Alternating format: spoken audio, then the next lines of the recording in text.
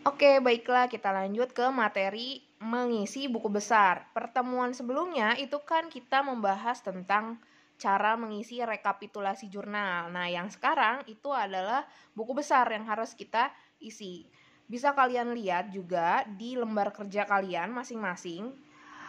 Lembar kerja buku besar itu kan kayak gini ya formatnya. Ada banyak format masing-masing akun. Buku besar dalam bahasa Inggris disebut juga dengan ledger, ya, artinya sama. Nah, terus di dalam buku besar ini kan ada akun masing-masing nih ya, punya format. Ini nih seluruh akun ada formatnya sendiri-sendiri, dari mulai cash in bank, petty cash, sampai akun yang terakhir. Jadi, di buku besar ini kita harus menulis saldo akhir dari masing-masing akun, kayak gitu. Nah, untuk formatnya sendiri, nih ya, kita bahas yang cash in bank dulu.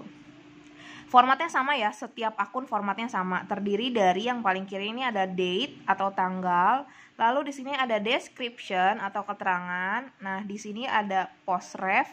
Lalu di sini terbagi menjadi 4 kolom nih. Yang pertama ada debit, lalu ada kolom kredit, dan yang paling kanan di sini ada kolom balance atau bahasa Indonesianya itu saldo.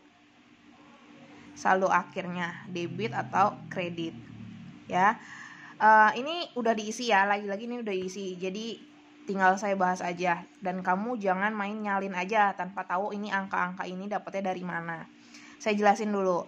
Setiap akun ya, nih setiap akun masing-masing akun pasti yang paling atas atau yang paling pertama di tanggal 1 itu ada saldo, ya kan? Pasti dia ada saldo. Tapi nggak semua akun ada saldonya, ada juga yang akun yang memang nggak ada saldonya dari awal, and it's okay gitu, emang dari sananya kayak gitu, nggak apa-apa. Nah, kita bahas cash in bank dulu. Di tanggal 1 di sini ada saldonya. Saldonya 68.550 di sisi debit. Ya, karena kan saldo normal kas itu memang di debit kan. Udah, pasti kan di lembar kerja kalian cuman ditulis sampai saldo doang kan, terus yang ininya kan kosong nih. Sekarang kita bahas cara ngisinya.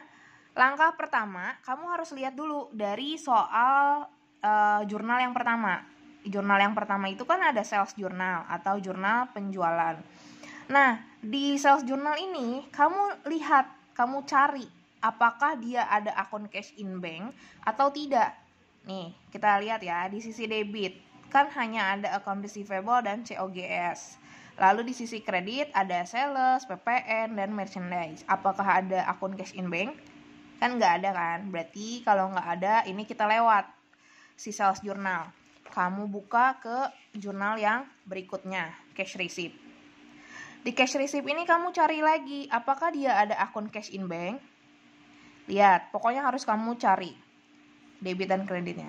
Dan ternyata di cash receipt journal ini ada nih akun cash in bank nih kan. Cash in bank dengan nominal 669.900 di sisi debit. Kalau ada, tinggal kamu pindahkan. Kamu pindahin nih. Tulis tanggalnya 31, deskripsinya tadi dia dari jurnal apa? Dari jurnal penerimaan kan atau cash receipt. Ya terserah, kamu mau tulisnya penerimaan atau tulisnya pakai bahasa Inggris cash receipt, terserah. Nggak apa-apa, sama aja ya. Di sini tulis penerimaan atau langsung aja kamu tulis CRJ. Aduh, maaf nggak fokus. Nih, penerimaan atau kamu tulis CRJ gitu. Di post-refnya ini juga diisi sama singkatannya. Tadi kan CRJ, ya udah tulis lagi di sini CRJ kayak gitu. Nah, angkanya masukin. Tadi kan 669 itu dia di sisi debit. Ya udah, berarti tinggal kamu masukin di sisi debit. Masukin ke sini. Nulisnya ke kolom yang tengah dulu ya, karena ini kan saldo akhir. Jadi kamu nulisnya di yang tengah dulu, debit 669.900. Dah. Kalau udah nulis yang di sini, kamu lari ke saldo akhir atau yang di sebelah kanan. Cara nulisnya, ini saya kasih tahu. Kalau misalnya dia saldo awalnya udah di debit nih kan, 68 juta kan awalnya di debit. Lalu dia bertemu dengan angka yang di debit juga, maka harus kamu tambahkan. Jadi kalau dia sama, ya. Kalau misalnya dia sama, debit ketemu debit atau kredit ketemu kredit, pokoknya dia angkanya jenisnya sama, itu harus dijumlah. Tapi kalau misalnya dia jenisnya beda, misalnya debit ketemu kredit, itu harus dikurang. Atau kebalikannya, mungkin kredit ketemu debit di sininya itu juga harus dikurang. Pokoknya diingat aja, kalau dia jenisnya sama berarti dijumlah, tapi kalau dia jenisnya berbeda itu harus dikurang. Contohnya kayak yang tadi. Kan ini udah kita input nih, udah kita masukin 669 di sisi debit. Lalu di saldo akhirnya ini juga harus kamu rubah. 68 itu kan tadi di debit awalnya. Lalu dia bertemu dengan angka 669 juga sama-sama di debit. Berarti harus dijumlahkan. 68 juta sekian ditambah sama 669 juta. Taruh hasilnya di sini 738 di bawahnya. Sejajar sama yang tadi kamu masukin. Sejajar. Oke, udah paham ya sampai sini? Anggaplah yang ini belum ada, baru sampai sini 738. Setelah selesai nih kamu masukin satu dari cash receipt, kamu buka lagi jurnal berikutnya. Purchase jurnal, kamu cari ada nggak cash in bank di sini? Nggak ada ya. Kalau nggak ada langsung di next aja ke jurnal yang berikutnya. Oke,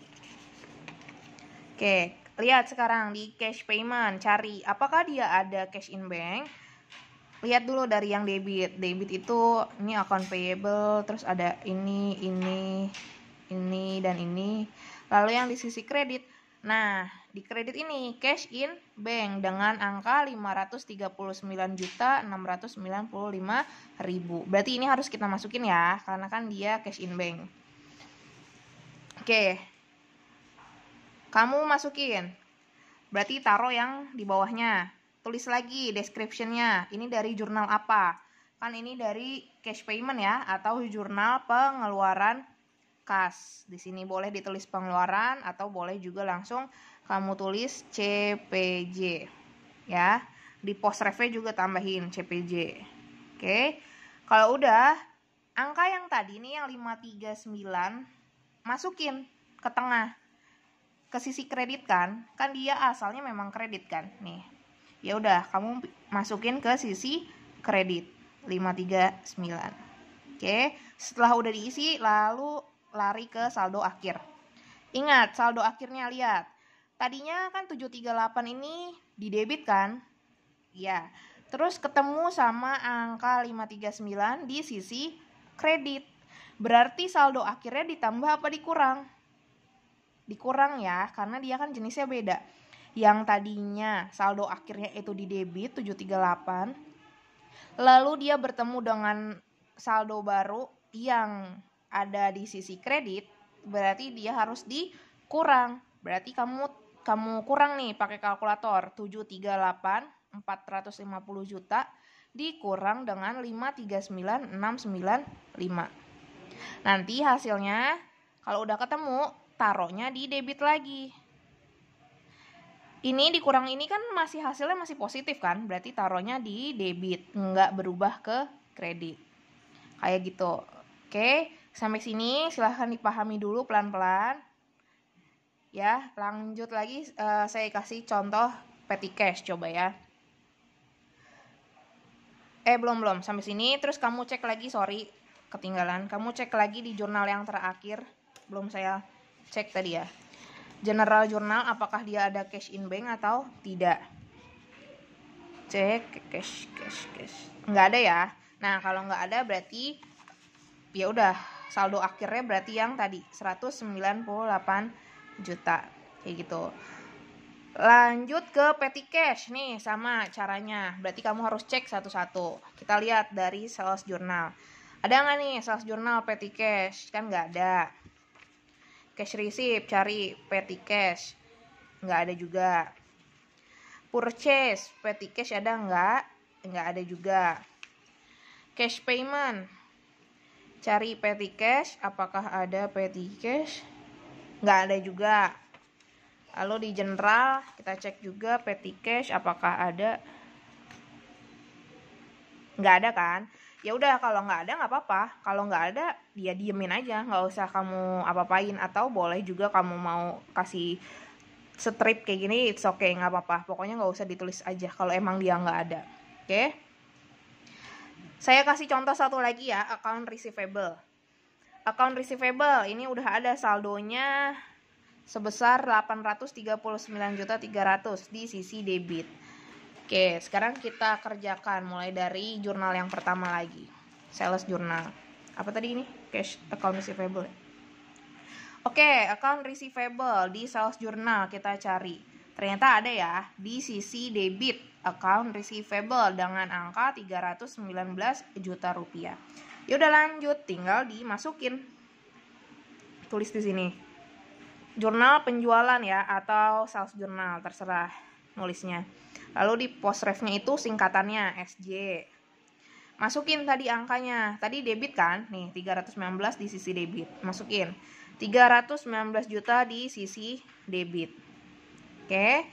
Setelah yang ngisi yang tengah, langsung ngisi ke saldo akhirnya.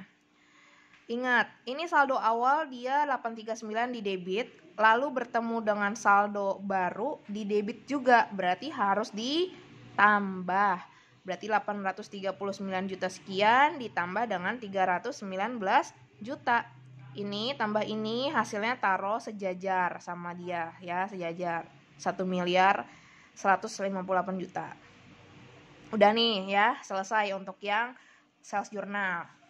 Lalu kita buka lagi jurnal berikutnya, cash receipt. Cari apakah dia ada account receivable. Ternyata ada, ini kan di sisi kredit, angkanya 669.900. Masukin description-nya apa tadi? Oh, jurnal penerimaan kas. Tulis di ref-nya singkatannya. Masukin angkanya 669.900 di sisi kredit. Oke. Lalu ke saldo akhirnya. Nih, kamu lihat. Tadi saldo awalnya kan debit ya, 1158. Terus dia ketemu saldo baru di sisi kredit. Berarti harus dikurangi ya, 1.158 juta sekian dikurang sama 669. Hasilnya tulis sejajar 488 juta sekian. Oke. Kalau udah, cari lagi di jurnal-jurnal berikutnya. Purchase. Kamu lihat, ada nggak account receivable? Nggak ada kan? Kalau nggak ada, dilewat. Cash payment. Ada nggak nih account receivable? Nggak ada kan? Berarti dilewat lagi. Tinggal yang general journal. Ada nggak nih account receivable? Ini, lihat nih satu-satu. Ternyata ada nih di sini ya. Di bawahnya ada lagi nggak? Nggak ada. Berarti cuma yang ini, account receivable. Angkanya 24.200.000 di sisi kredit. Oke, ya udah, tinggal kita masukkan. Tulis keterangannya dari jurnal apa? Jurnal umum. Lalu yang di ref-nya itu adalah singkatannya bahasa Inggris. Masukin angkanya tadi di sisi kredit kan, 24.200.000 rupiah. Lalu yang terakhir hitung saldo akhirnya. Tadi dia di debit, 488-nya di debit, terus dia ketemu 24.200 itu di sisi kredit. Berarti ini juga harus dikurangi. Ya udah, kalian hitung 488 dikurang 24.200, hasilnya adalah 464.200. Ini saldo akhirnya. Kayak gitu ya. Silahkan kalian kerjakan sesuai dengan contoh yang udah dijelasin, semuanya ya, masing-masing akun. Ini, pokoknya semuanya. Ini kan banyak banget tuh lembarannya. Pokoknya sampai selesai, sampai belakang. Mana sih? Sampai terlalu susah.